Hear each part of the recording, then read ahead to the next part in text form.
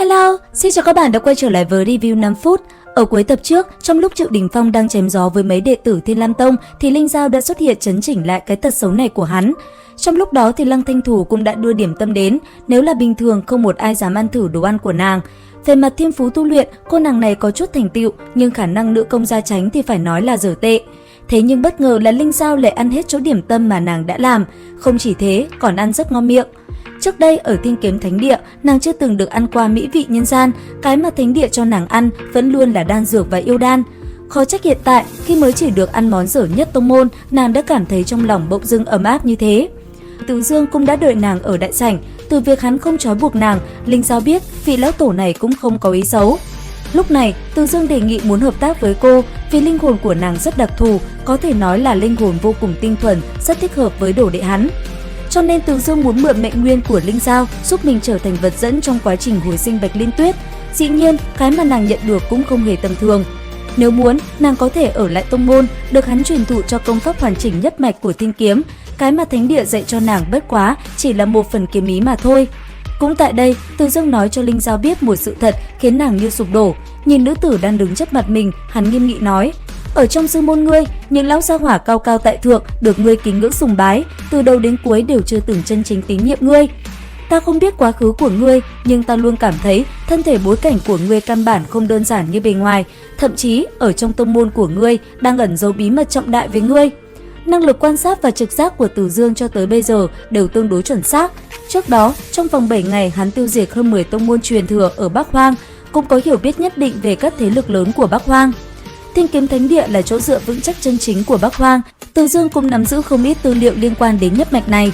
Mà trong đó, về một ít tin tức về quá khứ của nữ tu Linh Giao, mạnh nhất thế hệ trẻ, Từ Dương càng hiểu rõ như lòng bàn tay.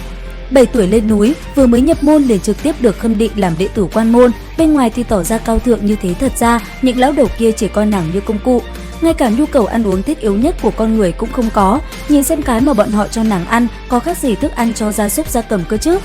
Nghe đến đây, Linh Giao như không tin vào mắt mình, nàng ngã quỵ xuống sàn, thật sự không thể tin nổi những gì hắn vừa nói. Thế nhưng rất nhanh, Linh Giao đã biết được thật giả trong lời nói kia, bởi vì ngay lúc này đây, ngoài sân bỗng có tiếng động lớn. Người vừa tới là do mấy trưởng lão thuộc Thiên Kiếm Thánh Địa phái đi, thấy nàng đã hết giá trị lợi dụng, liền muốn lập tức diệt trừ nàng.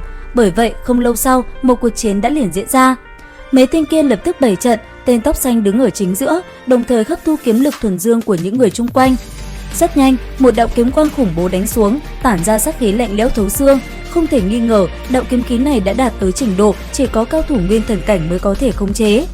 Linh Giao ban đầu còn có chút không nỡ ra tay với đồng môn, nhưng ngay khi ấy, giọng nói Từ Dương vang lên bên tai như thúc đẩy nàng: không cần do dự nữa, mau ra tay đi. Cho tới hiện tại, Thiên Kiếm Thánh Địa vẫn luôn lợi dụng ngươi.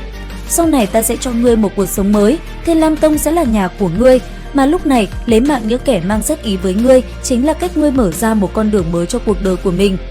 Kỳ thật, khi Từ Dương nhìn thấy thái độ của mấy kẻ đồng môn này đối với Linh Giao, hắn liền hiểu được cô nương này đã không còn thuộc về Thiên Kiếm Thánh Địa nữa. Tương lai của nàng, nương theo Bạch Liên Tuyết sống lại, nhất định sẽ cùng mình có thiên ti vạn lũ ràng buộc. Sớm một chút giúp nàng bước ra một bước này cũng không phải là chuyện xấu gì. Linh Giao nhìn những đồng môn chớp mắt có chút buồn, xong nhìn qua Từ Dương, trong lòng nàng bỗng hiện lên câu hỏi: người này thật sự sẽ thay đổi cuộc sống của mình hay sao? Thế nhưng lúc này đây, kiếm ý như tên kia ngưng tụ đã tới trước mặt Linh Giao, Từ Dương cũng không để cho nàng phải tiếp tục khó xử, trực tiếp dùng hồn niệm nắm trong tay, khống chế thân thể Linh Giao.